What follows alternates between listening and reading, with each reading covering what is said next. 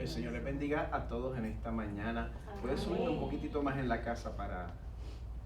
Yo digo esto siempre para no tener que gritar y termino gritando como quiera. El Señor les bendiga a todos. Les doy la bienvenida a Crosspoint en Español. Me alegro de verlos a todos ustedes aquí. Gracias por traer la iglesia a este salón.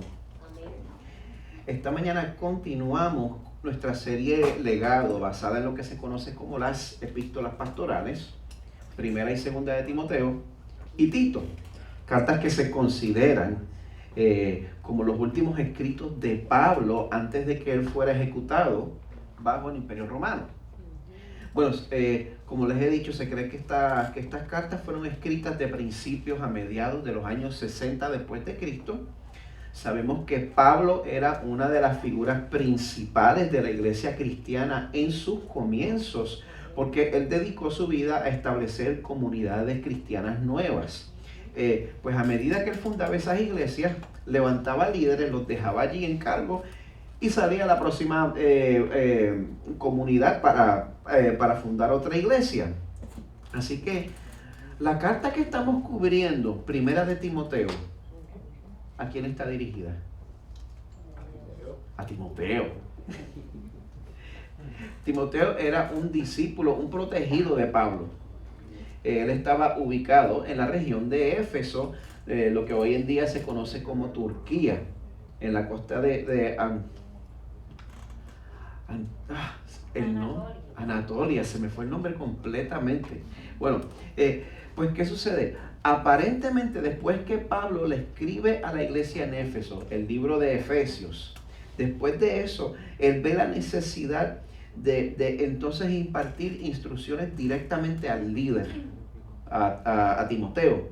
Instrucciones que tienen que ver con la vida de la iglesia, con el comportamiento de la iglesia, sobre el carácter de los que tienen la responsabilidad de dirigir la iglesia.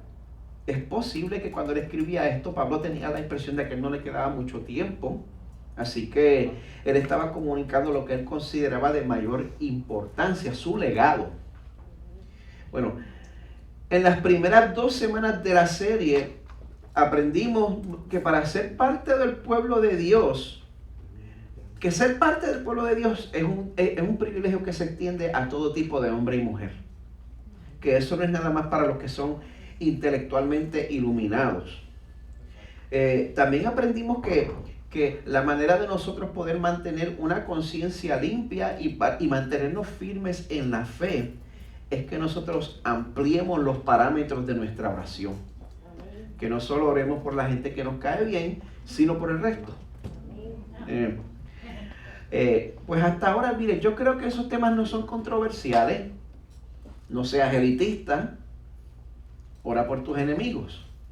Eso la mayoría de la gente lo puede aceptar, es básicamente ser un ser humano decente, ¿verdad? Pues esta mañana parece que el texto va a tomar un giro súbito y violento. Esta mañana el pasaje que me toca exponer es tremenda papa caliente.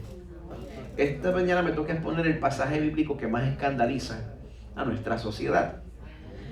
Así que ya pronto veremos por qué. Mientras ustedes buscan en 1 Timoteo 2, 9 al 15, vale la pena notar que en verdad el tema que vamos a tratar esta mañana, estas instrucciones dirigidas a la mujer cristiana, este tema en verdad no es súbito, no es un giro súbito. A nosotros pues quizás con nuestra sensibilidad del siglo XXI pues no nos cae bien, pero esto no es un giro súbito. Pablo, es la dirección lógica que fluye desde el verso 8. Ahí Pablo ya había comenzado con instrucciones dirigidas a los caballeros cuando les dice: quiero que en todo lugar los hombres oren levantando manos santas, sin ira ni discusiones. Pues después de exhortar a los caballeros, hoy continúa con exhortaciones dirigidas a las damas. Así que vamos a leer juntos en 1 Timoteo 2, 9 al 15. Estoy leyendo de la Nueva Biblia de las Américas. Esto es palabra del Señor, ¿verdad? Amén.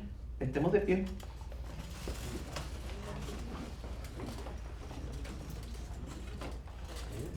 De vez en cuando me gusta que recordemos que este es el momento perfecto del mensaje. El momento sin error, el momento infalible, el momento en que el Señor nos habla directamente. Y de vez en cuando pues hace bien que hagamos este gesto para recordarlo. No de manera religiosa para ganarnos el favor del Señor, sino para ajustar la actitud de nuestro corazón. Y vamos a necesitar un corazón bastante ajustadito, porque así dice la palabra del Señor. Asimismo, que las mujeres se vistan con ropa decorosa, con pudor y modestia, no con peinado ostentoso, no con oro o perlas o vestidos costosos, sino con buenas obras como corresponde a las mujeres que profesan la piedad. Que la mujer aprenda calladamente con toda obediencia. Yo no permito que la mujer enseñe ni que ejerza autoridad sobre el hombre, sino que permanezca callada. Porque Adán fue creado primero, después Eva. Y Adán no fue el engañado, sino que la mujer, siendo engañada completamente, cayó en transgresión. Pero se salvará engendrando hijos si permanece en fe, amor y santidad con modestia. ¿Usted cree que yo necesito oración en esta mañana? Ore conmigo.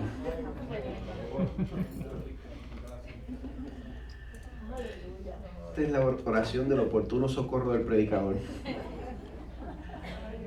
Padre nuestro que estás en los cielos.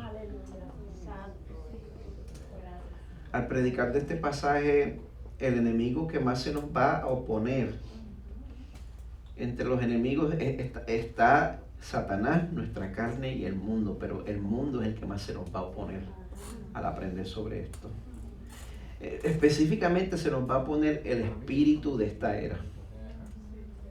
Por eso, Señor, te pedimos que nos des corazones cuyo deseo principal, más que la aceptación del hombre, más que la aceptación de nuestros colegas, más que la aceptación de la sociedad, que nuestro deseo sea tu gloria. Amén. Espíritu Santo, abre las mentes, abre los corazones para que nosotros entendamos tu palabra y para que nosotros la recibamos con mansedumbre. Amén, Señor. Y para que, Señor, a través de los diversos roles que tú nos concedes, nosotros podamos servir a la iglesia con la misma actitud sacrificada que lo hizo tu Hijo Jesucristo, en cuyo nombre oramos. Amén. Pueden tomar asiento.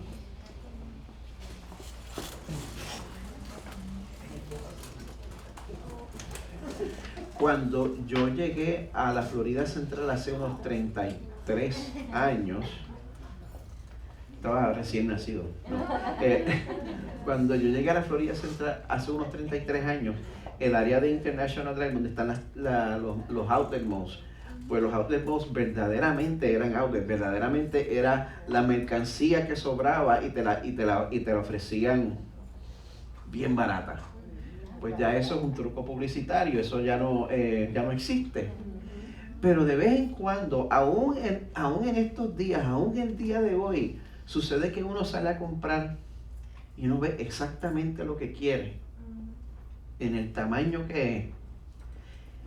Y hay un letrerito encima que dice 50% de rebaja. De vez en cuando pasa, ¿verdad? Pues, ¿qué sucede? Cuando eso sucede, uno se alegra mucho por esa captura oportuna. Entonces uno se dirige a la caja registradora con su mercancía, silbando. Pero ¿qué sucede? Usted da la mercancía, está sacando su tarjeta de débito y nota que le cobran el precio regular. Pues usted muy indignado le dice al pobre empleado, pero mira, yo creía que esto estaba a 50% de rebaja. A lo cual el pobre empleado, que no tiene culpa de la situación, le responde, bueno, sí, señor, pero usted tiene que fijarse en la letra pequeña, en el letrerito, que dice que el descuento de 50% solo aplica cuando compras otro al precio original. ¿A quién le ha pasado? Pues, ¿qué sucede? En ese momento uno mira para atrás y nota la fila que se ha formado y todo el mundo está como que, pues, o te compras el otro por vergüenza o te vas y no compras nada. Yo tiendo a ser B.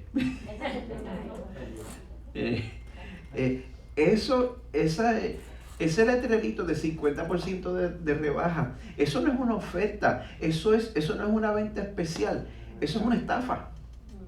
Es una estafa aceptada, es una estafa conocida como el anuncio engañoso. Me gusta el nombre que le tienen en inglés, el bait and switch. Carnada y cambio. Te ponen una carnada, uno llega bajo una impresión de que hay algo en venta, de que hay algo disponible, uno llega con ciertas expectativas, pero a lo último, a la hora de pagar, te cambian las condiciones súbitamente. Yo me pregunto si hay personas que se sienten así después de leer este pasaje. Yo me pregunto si hay personas que han decidido convertirse en seguidores de Jesús, pero de momento se encuentran con un pasaje como este que yo acabo de leer. Piensan, espérate, esto a mí no me lo habían dicho. Esto me lo habían escondido cuando me predicaron el Evangelio. Yo no sabía esto. Quizás usted siente aquí que el cristianismo se le está yendo la mano y nos está exigiendo que vivamos en el pasado. Quizá usted está pensando, bueno, si yo hubiera sabido esto cuando yo estaba considerando convertirme, probablemente mi decisión habría sido diferente. Se los pregunto a ustedes, amada iglesia, en este pasaje, ¿ustedes sienten que la fe cristiana les está exigiendo más de lo que ustedes están dispuestos a dar? ¿Sienten que la fe cristiana les exige más de lo que esperaban? Sienten que no es justo, yo no me apunté para esto. Cuando nosotros tomamos en cuenta el clima en que vivimos, cuando nosotros tomamos en cuenta el hecho de que la cultura que nos rodea está en 180 grados de oposición a lo que dice la Biblia en cuanto a este tema, cuando nosotros tomamos eso en cuenta, ¿qué debemos hacer? Mis colegas no se pueden enterar de que yo apoyo esta postura. En verdad Dios espera que nosotros adoptemos estos valores que nos van a hacer contrastar tanto con el mundo que nos rodea. En verdad Dios espera esto. Bueno, si usted siente que este pasaje es difícil, usted está en buena compañía. Felicidades. El mismo apóstol Pedro tenía esa opinión sobre los escritos de Pablo. Él dice en 2 de Pedro 3:16 que entre lo que Pablo escribió hay algunas cosas difíciles de entender. ¿Usted se siente de esa manera? No hay problema con admitirlo. Ahora, Pedro también dice que esas cosas difíciles de entender, los ignorantes e inestables tuercen.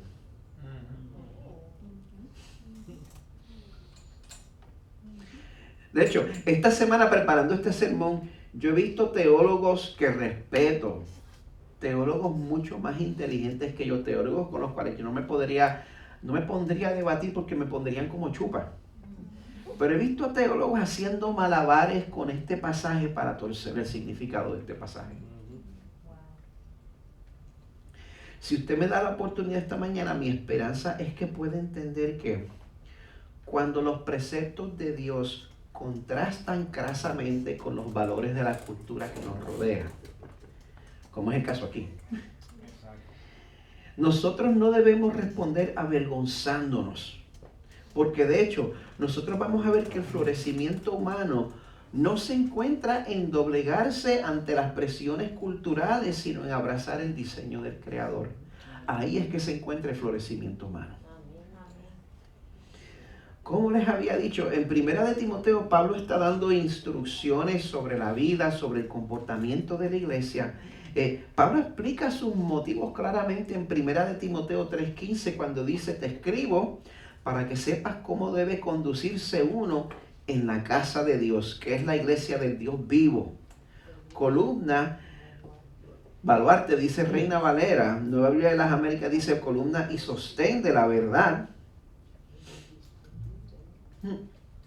O sea que Pablo está escribiendo esta carta para que nosotros sepamos cómo conducirnos en la iglesia del Señor.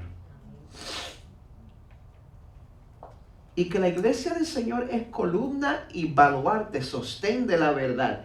Eso quiere decir que el propósito de la iglesia no es que yo la utilice como plataforma para atraer seguidores. Eso quiere decir que el propósito de la iglesia no es controlar las vidas de los que son parte de ella. Que si usted me dice, mire pastor, conseguí un trabajo en otra ciudad y me tengo que mudar, que de momento yo les caigo a usted con culpa, ¿cómo nos vas a dejar? Y buscar manipular su vida como si yo fuera dueño de ella.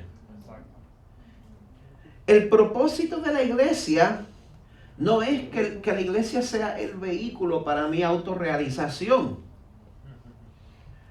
o la suya. Nuestra responsabilidad como iglesia, si es la casa de Dios, columna y baluarte de la verdad, nuestra responsabilidad como iglesia es representar a nuestro Dios y Salvador de una manera digna.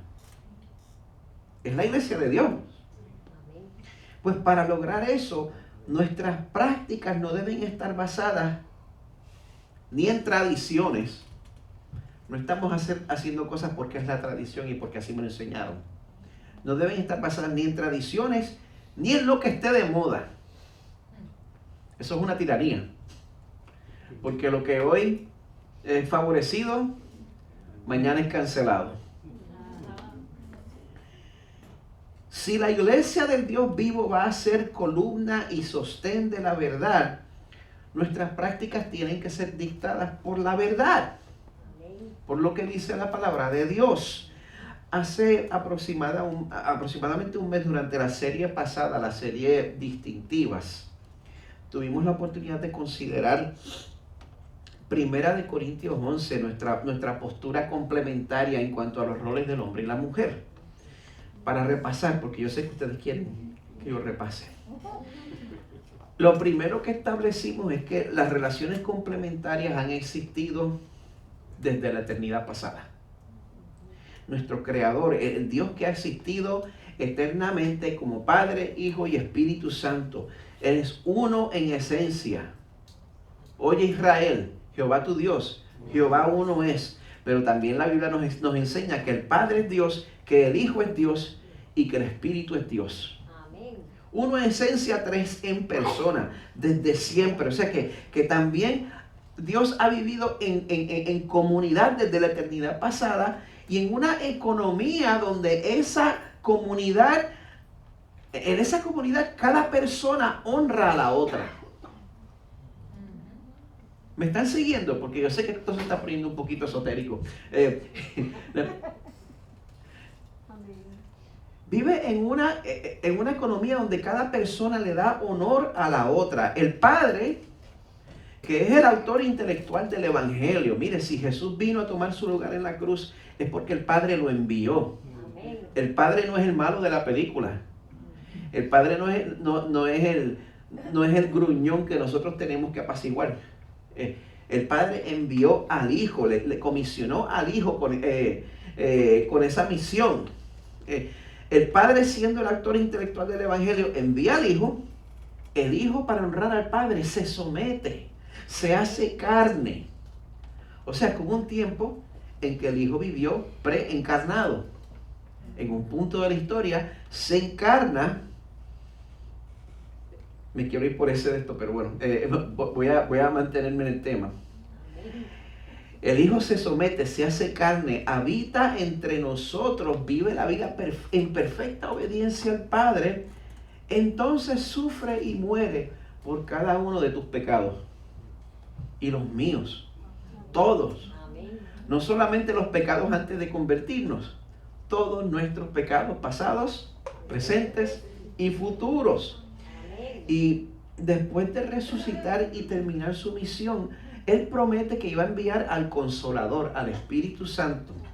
Asciende al cielo, no mucho después se cumple esa promesa, llega el Espíritu Santo, el Espíritu que nos da vida, que nos deja saber que somos pecadores. Ese es el milagro más grande, que nosotros que nosotros sepamos que necesitamos ayuda. Eso es un milagro, especialmente con los hombres. Pues, que somos pecadores, que necesitamos perdón. Ese mismo Espíritu nos apunta hacia Cristo, porque el Espíritu honra al Hijo, el Hijo honra al Padre. Cada persona de la Trinidad es plenamente Dios. Amén. Amén. El Hijo no es 33.33 periódico por ciento Dios y tenemos la misma proporción con cada persona de la Trinidad o lo que sea. Cada persona es plenamente Dios. No me pida que se lo explique. No puedo. Sin embargo, a pesar de que cada persona es plenamente Dios, hay una diferencia de roles y también hay subordinación. También hay sometimiento. Los conceptos de liderazgo y sometimiento no significan opresión y resignación. Liderazgo y sometimiento no es opresión y resignación. En una relación complementaria, el liderazgo no implica superioridad y el sometimiento no implica inferioridad.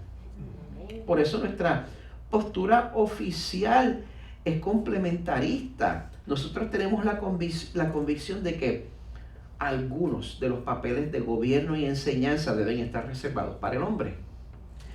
En contraste, la postura igualitaria que tiene gran parte de la iglesia es que todos los papeles de gobierno y enseñanza en la iglesia están disponibles tanto para el hombre como la mujer.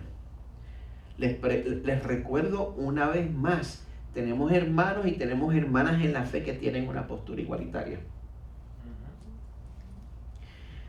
Es un debate dentro del pueblo de Dios. Y bueno, pero habiendo dicho eso, sabiendo que tengo muchos hermanos amados que tienen una postura igualitaria, pues yo estoy persuadido de que la postura complementarista es más fiel a las Escrituras. Esa es mi persuasión. Y cuando el pasaje de hoy nos habla sobre la función de la mujer en la iglesia, pues no habla nada más del comportamiento externo. Porque nosotros oímos eso y pensamos, bueno, pues ¿cómo yo cambio mi comportamiento? ¿Qué tengo que cambiar? Y siempre queremos hacer las cosas externamente. Pero el pasaje establece que una conducta humilde fluye de un corazón humilde. Para Dios, el comportamiento que se ve no importa si no proviene de un corazón que también se somete a Dios en privado. A nosotros en la iglesia nos encanta cambiar las cosas por encimita. Vemos el árbol, no nos gusta que dé aguacate, le quitamos los aguacates y le grapamos, ¿cuál es? Manzana. ¿Eso cambió el árbol? No. Pero el Señor quiere que el cambio de nosotros salga desde adentro, porque Él exige nuestro corazón. Él exige toda nuestra vida.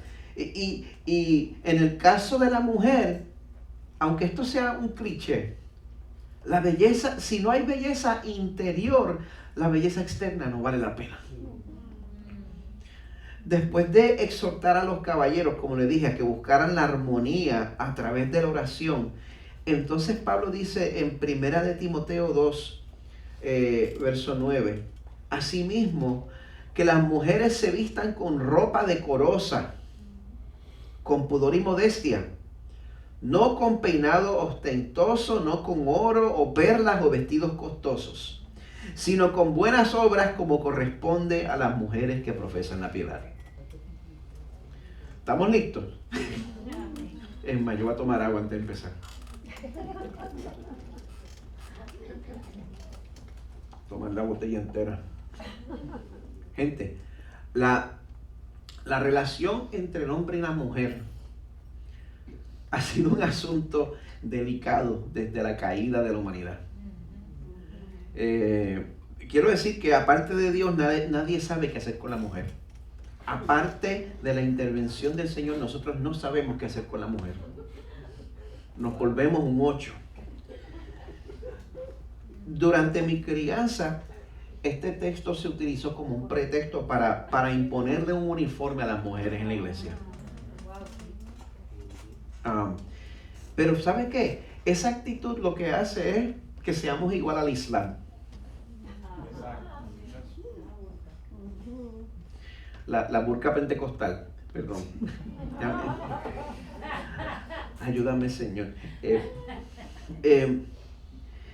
Pero ¿qué sucede? Esa actitud que se encarga de lo externo no hace nada para contener la carne. No hace nada para contener el pecado que habita dentro de nosotros. Todos los desastres que suelen suceder siguen sucediendo, aunque nosotros obliguemos a las damas a andar con las faldas al tobillo y sin arreglarse. Yo tengo memoria, yo tengo historias de la iglesia donde yo me crié, las cosas que pasaban en los campamentos de los jóvenes. Y las faldas eran hasta aquí. El pelo era hasta aquí. Eso no hace nada para contener la carne. Ajá. Pero exacto, bueno, tangente. Así que está ese extremo. Por el otro lado, pues también en la búsqueda de la belleza es fácil inspirarse en los estilos indecentes que vemos en los medios, que vemos en la farándula, que vemos en los artistas que nos gustan. Es fácil sacar nuestra inspiración de ahí. Parece que ese era el problema con las mujeres en Éfeso, al leer esto. Que el gusto de ellas al vestir más bien estaba inspirado en la suntuosidad grecorromana. Y cuando llegaban a la iglesia, pues estaban vestidas para ser el centro de la atención. Parece que especulo que esa era la situación. Pero la receta que nos da la palabra de Dios no es un código específico de vestimenta donde tengo 20 cosas que tú tienes que hacerle check para entonces decir que eres buen cristiano o no. La respuesta de la palabra de Dios es que el Señor quiere mucho más que la modificación externa de nuestra conducta. Él insiste, como les dije, que le entreguemos nuestros corazones. Así que, mujer de Dios, ¿es para ti una tentación robarte el show con tu apariencia? No le estoy diciendo para que te sientas mal. Todos luchamos en contra del egoísmo de alguna manera o de otra. Y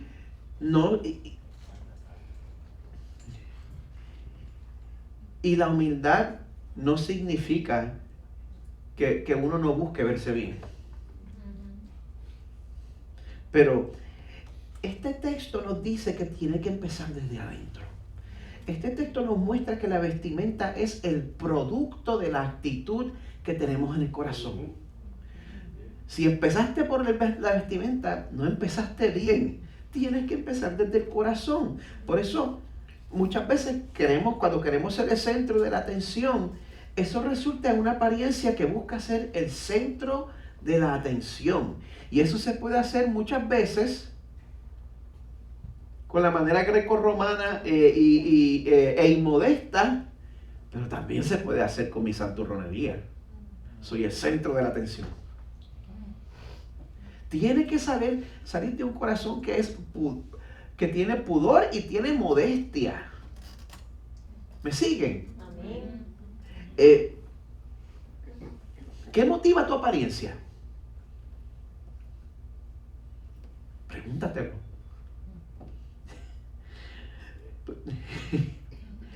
Pues si nuestro motivo es egoísta, el resultado va a ser llamativo pero superficial, porque vamos a ser bonitos por fuera nada más. Pero si el pudor y la modestia es lo que motiva nuestros corazones, pues las implicaciones van mucho más allá de nuestra apariencia exterior. Un corazón que desea servir a los demás se expresa tanto en las cosas pequeñas, nuestra apariencia, como en las cosas grandes, en ser servicial. Pero bueno, la modestia no es solamente un asunto privado, también se debe ver en público. Y en el verso 11 llegamos al meollo del asunto. Apágame la transmisión, no estoy bromeando. Pablo también aplica la modestia a los roles de la mujer en la iglesia. Dice así en el verso 11, que la mujer aprenda calladamente, con toda obediencia. Bueno, antes de que lleguen a lincharme con las antorchas y los tridentes, Yo creo que Pablo no está diciendo que la mujer no debe tener voz en la iglesia. Y esto no es uno de esos malabares, una de esas gimnasias extrañas. En 1 Corintios 11, Pablo implica que la mujer está envuelta en orar y profetizar en las reuniones de la iglesia. Así que, ¿a qué se refiere Pablo cuando dice que la mujer aprenda calladamente? Sabemos que no se refiere a que no tenga voz y que no contribuya. No quiere decir eso. Nos va a ser de ayuda a notar, y gracias John Piper, hiciste el trabajo por mí. La palabra en el original griego, que aquí se traduce como calladamente, en silencio, en la Reina Valera creo que es, la palabra que se traduce como calladamente, es la misma palabra que se usa en ese mismo capítulo en el verso 2, cuando se habla de vivir una vida tranquila y sosegada. Las palabras en griego tienen una gama de significados. Y la misma palabra que puede significar en silencio, también puede significar, o como lo pone la Nueva Traducción Viviente, pacífica y tranquilamente. O sea que en vez de tener una actitud contenciosa durante los tiempos de instrucción, la palabra de Dios dice que la mujer debe expresar su pudor y su modestia recibiendo instrucción con una actitud de paz, con una actitud de tranquilidad, con una actitud de mansedumbre. Y es a eso también que se refiere cuando va al verso 12 y dice: no permito que la mujer enseñe ni que ejerza autoridad sobre el hombre, sino que permanezca callada. Pero es ese mismo significado. En este contexto, la palabra calladamente se refiere a que la mujer apoye la autoridad de los hombres que Dios ha llamado para dirigir la iglesia. Se refiere a que no hable de una manera que comprometa esa autoridad. Ahora, en cuanto a la frase célebre, no permito que la mujer enseñe ni que ejerza autoridad sobre el hombre. Como les dije, esta frase muchos pastores y teólogos tratan de, como dijo Pedro, torcer su significado. Y una de las maneras en que tuercen ese significado es que enseñan que la mujer no puede enseñar en la iglesia de ninguna manera. Esa es una manera de torcer eso. Pero Pablo y también otros hablan sobre las maneras en que las mujeres pueden usar sus dones de enseñanza en la iglesia. Podemos ver en Tito 2, 3 al 5. Asimismo, las ancianas deben ser reverentes en su conducta, no calumniadoras ni esclavas de mucho vino. Un poquito está bien. No es broma, es la implicación. Que enseñen lo bueno, para que puedan instruir a las jóvenes a que amen a sus maridos, a que amen a sus hijos, porque esta cultura te enseña a despreciar a tu marido. Si dejas que se vaya a la deriva, la cultura te va a enseñar a despreciar a tu marido. En todos los anuncios en la televisión, el idiota es el marido.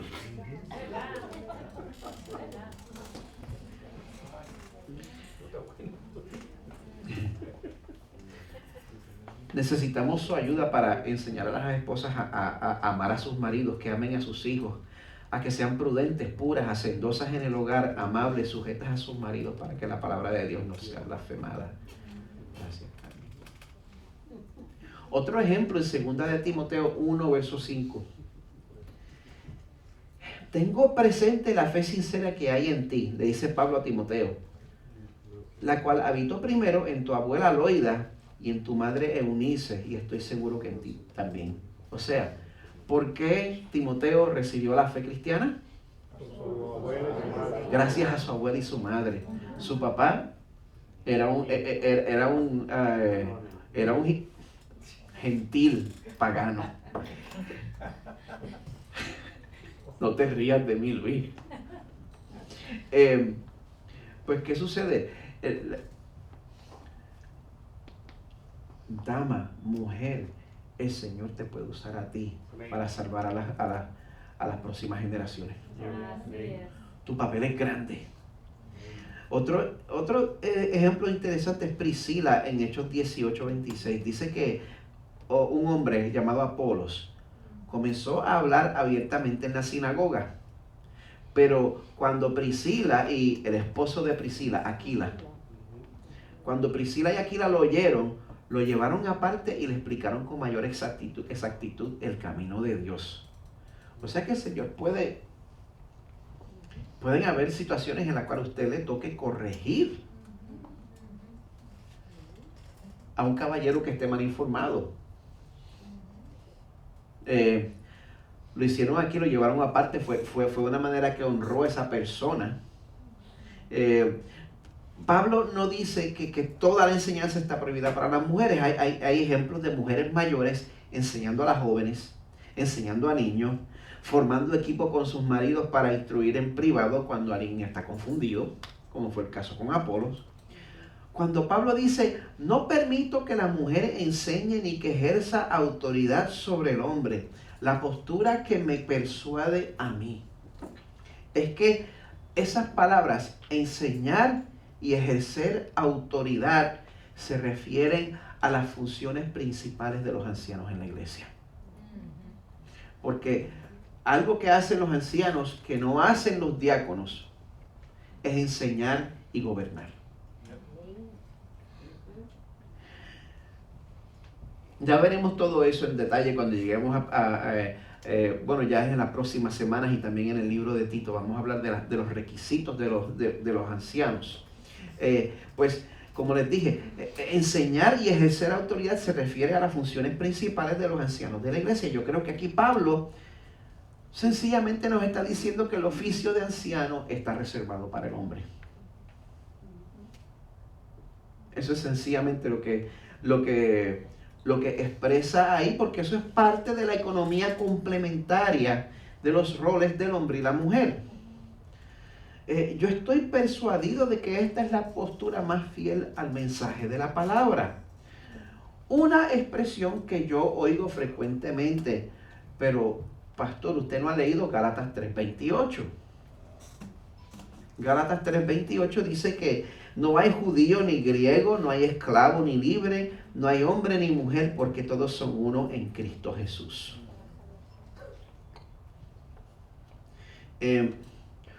Los principios de interpretar las escrituras son de ayuda aquí, porque lo explícito debe tomar, lo explícito explica lo menos claro. Y también tenemos que tomar en cuenta el contexto. Pablo no le está hablando a los Gálatas sobre los roles en la iglesia. Si usted ve el capítulo entero, Pablo está diciendo que Dios reparte el regalo de la salvación sin discriminar por raza, sin discriminar por sexo, sin discriminar por estatus, sin discriminar por nacionalidad. A eso es que se refiere Pablo cuando dice eso. Y bueno, parece que Pablo estaba anticipando las objeciones que nosotros íbamos a encontrar. Por eso, después de hablar sobre la conducta de la mujer en privado y en público, él cierra el pasaje explicando el porqué de estas distinciones. Y dice, no permito que la mujer ejerza autoridad o enseñe al hombre porque el hombre es superior. A ver, ¿quiénes de ustedes están despiertos? No dice eso. La razón no tiene nada que ver con la superioridad del hombre sobre la mujer. Nada que ver. La razón se refiere a lo que los teólogos llaman el orden de la creación. Pablo quiere que sepamos que cuando nos apegamos a este orden, el resultado es que vamos a florecer. El resultado es que Dios nos va a bendecir. Pero cuando nos desviamos de ese orden, siempre resulta en caos. Así que, ¿por qué se restringe el oficio de anciano al hombre? Verso 13. Porque Adán fue creado primero, después Eva.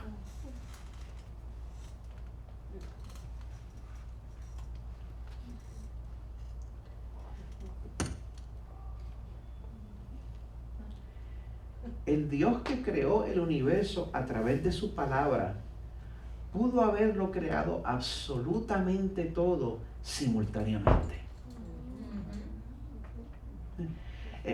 El punto difícil del cristianismo es la generación espontánea. No es cuánto tiempo se tarda, es la generación espontánea. Que eso, me estoy poniendo un poco filosófico aquí, me perdonan. Pero, ¿usted no cree que Dios pudo haber creado al hombre y a la mujer simultáneamente? Sí. ¿O de verdad fue que creó al hombre y me casé? Sigo mañana con la mujer. ¿Usted no cree que eso no fue una decisión consciente y deliberada de nuestro Señor? Voy a hacer al hombre primero y después hago a la mujer. Porque quiero ilustrar algo. Amén.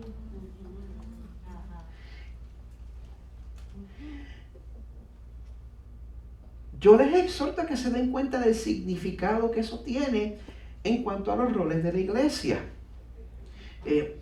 Pablo continúa en el verso 14 explicando lo que sucede cuando nosotros ignoramos ese orden. Sí, Adán no fue el engañado, sino que la mujer, siendo engañada completamente, cayó en transgresión. Dicho sea de paso, eso no quiere decir que la mujer es más fácil de engañar. Si usted supiera de cuántas estafas Carmen me ha salvado a mí.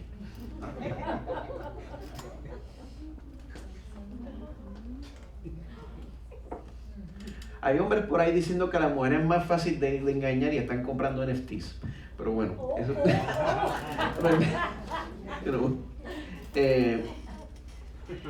perdón, mejor seguimos. ¿Quién tiene? No, si tiene NFTs no levante la mano, perdón.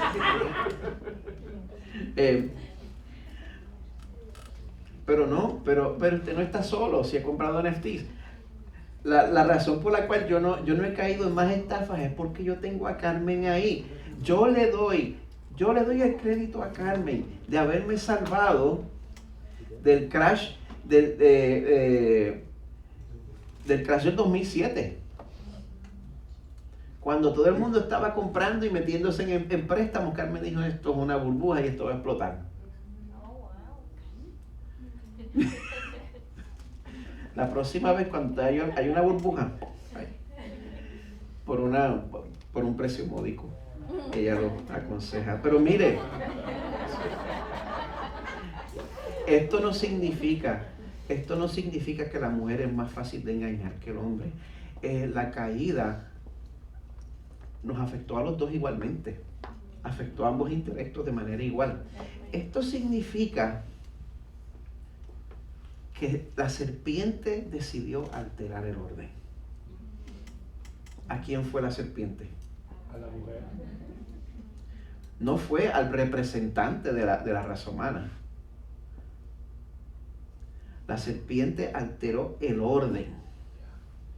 Y vemos que Eva, como dice en Génesis 3, dio a su marido, dice la Nueva Biblia de las Américas, que estaba con ella. Y él comió. O sea que todo eso sucedió. Y me pregunto si Adán estaba ahí mirando con el dedo metido en la nariz o qué estaba haciendo. Pero él estaba allí. Todo eso sucede en presencia de él. Eva le da. Ok. Gracias, Adán. Nuestra miseria es el producto de la negligencia del hombre para encargarse de lo que Dios le asignó. Y sigue siendo eso. Es por eso que Pablo termina exhortándonos a que nos sirvamos los unos a los otros, como dicen en inglés, quedándonos en nuestro carril. A eso es que se refiere cuando dice en el verso 15 que la mujer se salvará engendrando hijos si permanecen fiel en fe, amor y santidad con modestia. Sabemos que y todo el mundo está ciego. Sabemos que Cuando dice que la mujer se salvará engendrando hijos, eso no se refiere a la salvación del alma, porque si se refiere a la salvación del alma, felicidades, la Biblia se contradice. Estamos en una ola de calor. Cocoa Beach está a 45 minutos.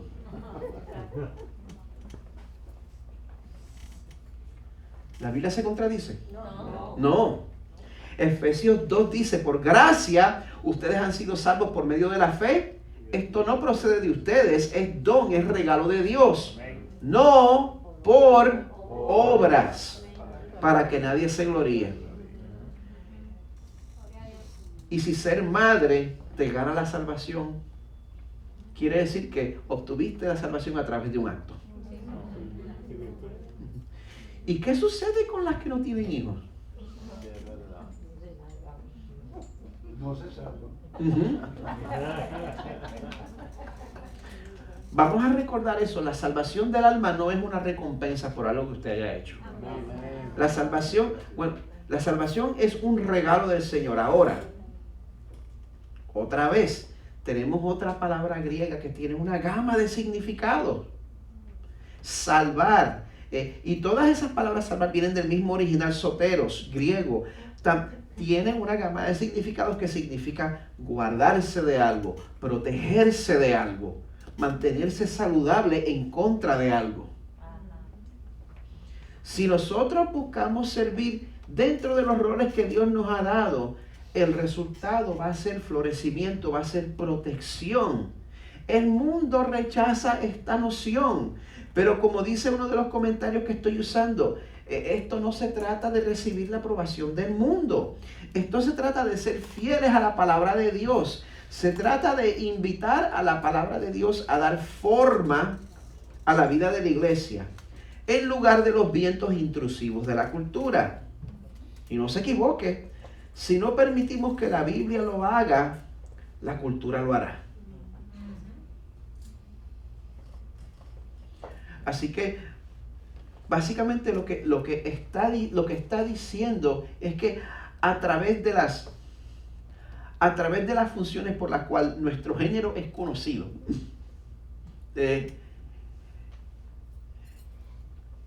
nos vamos a mantener guardados del caos que viene cuando nos rebelamos en contra del diseño del Señor. Bonito, ¿verdad? No hagas así, no hagas... Suena bonito. La pregunta es ¿cómo conduce esto al florecimiento? ¿Cómo esto nos ayuda? De hecho, conocemos el ejemplo de alguna dama que esté de acuerdo con esto. Gracias por preguntar. Quiero invitar a Carmen que pase al frente. Ella va a estar compartiendo con nosotros. Dios les bendiga. Bueno, Primera razón. ok.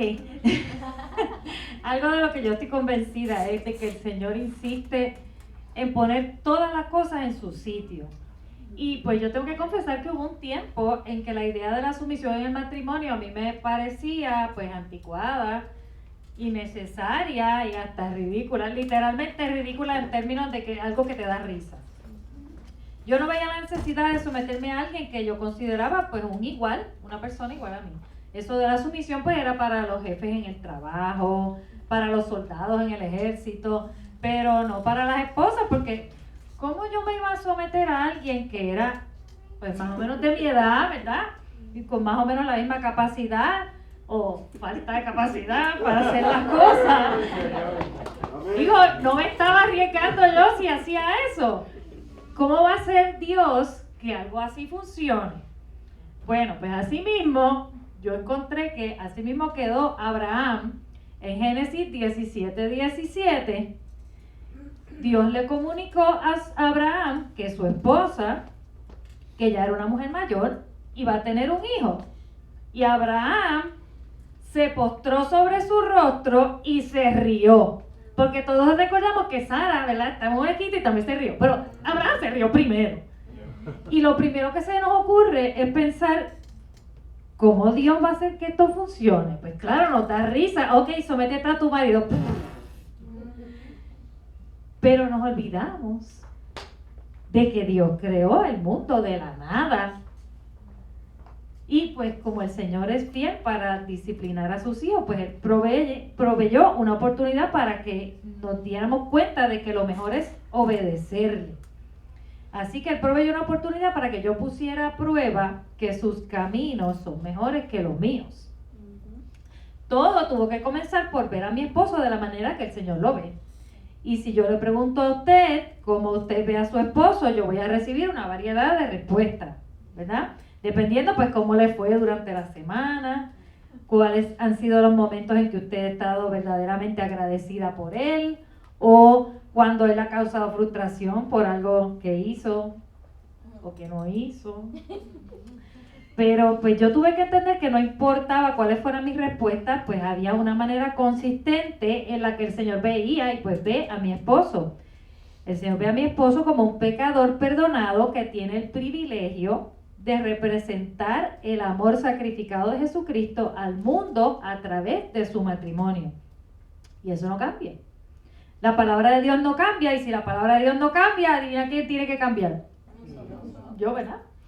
Y como creyente, pues, en cuanto al tema de la sumisión, desafortunadamente me pasa lo que nos pasa a todos, ¿verdad? Queremos creer en Cristo, tenemos salvación en Él, que estamos a salvo del castigo eterno, gracias Señor. Pero pues hay cosas que no nos aplican porque no las entendemos o porque tenemos miedo de que nos cueste mucho trabajo aplicarlas. Nos vamos tristes como el joven rico porque preferimos nuestra comodidad en el aquí y ahora en vez de confiar en que lo que el Señor nos pide es lo mejor para nosotras. Y pues si yo estoy convencida de que el Señor me amó tanto que envió a su Hijo para salvarme, pues yo también tengo que estar convencida de que lo que Él me pide es lo mejor para mí. Y tengo que ver a mi esposo como el Señor lo ve, para poder aceptar la noción de que el Señor me ponga en mi sitio como esposa. Y yo entendí también que entrar en un pacto como lo es el matrimonio significa aceptar una misión especial como cristiano. Una misión que tiene como objetivo que el mundo conozca el amor que Él siente por su pueblo, que fue expresado a través del sacrificio y la muerte de Jesús en la cruz, y el amor que su pueblo siente por Él, que es expresado en el agradecimiento y la obediencia y la sumisión de la iglesia. El mundo no entiende que algo así puede existir porque lo que conoce es el engaño, el abuso, la manipulación que hay en la lucha de poder que hay entre los seres humanos, ¿verdad? Y como Abraham en Génesis 17, que solo consideraba el hecho de que ya estaba viejo y que no podía tener hijos, pues estamos resignados a los efectos de la caída y nos da risa que nos digan que las cosas pueden ser diferentes. No tenemos en cuenta de que Dios hace las cosas de la nada y que insiste en poner las cosas en su sitio. A través de su misericordia y su paciencia, el Señor me ayudó a entender que yo tenía dos opciones.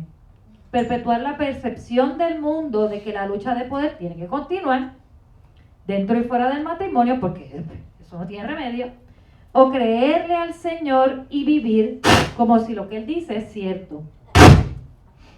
Génesis 22:2 nos cuenta cómo, tiempo después que Abraham, pues ya se le había pasado el ataque de risa, porque el Señor sí le dio un hijo, Dios le pidió: toma ahora tu hijo, tu único, Isaac, a quien amas, y vete a la tierra de Moria y ofrécelo allí en holocausto sobre uno de los montes que yo te diré. Y esta vez Abraham decidió que Dios le había probado que lo que él decía se cumplía y no puso resistencia. Se llevó a su hijo para el monte y decidió esperar en el Señor. Y el mismo Señor que creó todo, ese mismo Señor que creó todo lo que existe de la nada. Y de la nada salió un carnero que Abraham pudo sacrificar en el monte y no tuvo que sacrificar a su hijo. Pero para ver la provisión del Señor, Abraham tuvo que creer primero. Así que yo pensé, si lo que Dios dice es cierto y Él me ama, entonces yo le puedo obedecer con confianza, aun si no entiendo cómo Él va a hacer que esto funcione. Aun si no estoy segura de cómo mi esposo va a dirigir el matrimonio. Aun si no estoy convencida de que mi esposo tiene la capacidad de dirigir nuestra familia. El Señor me dijo, tú puedes orar y yo puedo hacer milagros porque yo creo todo de la nada. Y así ha sucedido. No saltar a tomar una decisión, sino consultar y esperar a ver qué va a decidir mi esposo, pues todavía no es fácil. Trabajar activamente para el bienestar de mi hogar, atendiendo mi casa y mis hijos, mientras otras personas en mi profesión iban progresando, pues eso no fue fácil tampoco. No aceptar compromisos que compliquen nuestra vida de familia no es fácil. No usar mis habilidades indiscriminadamente pensando solo en el beneficio económico no es fácil.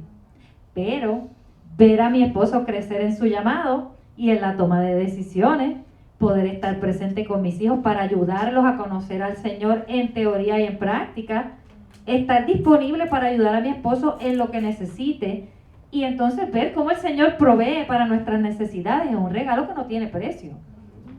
Así que así como el Señor ayudó a Abraham a mirar más allá de las circunstancias para creer que Dios es capaz de hacer que las cosas funcionen, el Señor me ha ayudado a mirar más allá de las circunstancias para recordar que Él tiene el poder de crear de la nada. La recompensa de la obediencia de Abraham en Génesis 22:18 es: en tu simiente serán benditas todas las naciones de la tierra, por cuanto obedeciste a mi voz. Y como hemos escuchado una y otra vez de nuestro pastor, el Señor no nos debe resultados. No nos debe que todo nos salga bien. Pero no sabemos cuántas bendiciones el Señor va a traer, no solo a nuestras vidas, sino a personas que no conocemos a través de nuestra obediencia. Este es el Dios que pone todas las cosas en su sitio. Que el Señor le bendiga. Amén. Dios.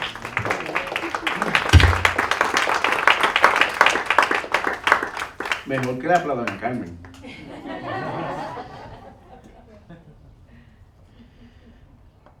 El Señor que pone todas las cosas en su sitio. Él tiene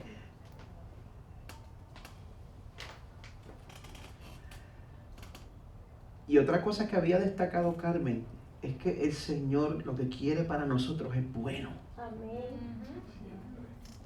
Lo que sucede es que nosotros somos miopes, no nos damos cuenta de todo lo que hay en juego y de cómo nuestras acciones contribuyen al ripple. Cómo nuestras acciones contribuyen a esa ola que se extiende de la redención. Porque usted toma parte en esto. El Señor usa sus acciones. El Señor usa su fe en acción dentro de la economía de la redención. De hecho, Pablo nos dice en Romanos 8, si Dios está por nosotros, ¿quién estará contra nosotros? Cuando usted obedece al Señor, usted está presumiendo que Él está de parte suya en cuanto a eso. Y si Él está de parte suya en cuanto a eso, ¿quién se va a oponer a usted? El que no negó ni a su propio Hijo, sino que lo entregó por todos nosotros, ¿cómo no nos dará también junto con Él todas las cosas? Y si usted se pregunta cómo es la vida sometiéndose al Señor en cuanto a esta área tan incómoda, el Señor junto con el mandamiento ha dado a su propio Hijo y junto con Él nos da el poder para obedecerle. Nos da el amor y la alegría en obedecerle cuando cosechamos el fruto y cuando el fruto no va a suceder en nuestras vidas. Así que cuando nosotros busquemos vivir de acuerdo a nuestra salvación, nosotros podemos esperar que el mismo Dios que dio a su Hijo por nosotros, que Él también nos dé todo lo que necesitamos para vivir en obediencia a Él. ¿Amén? El equipo de adoración puede pasar al frente.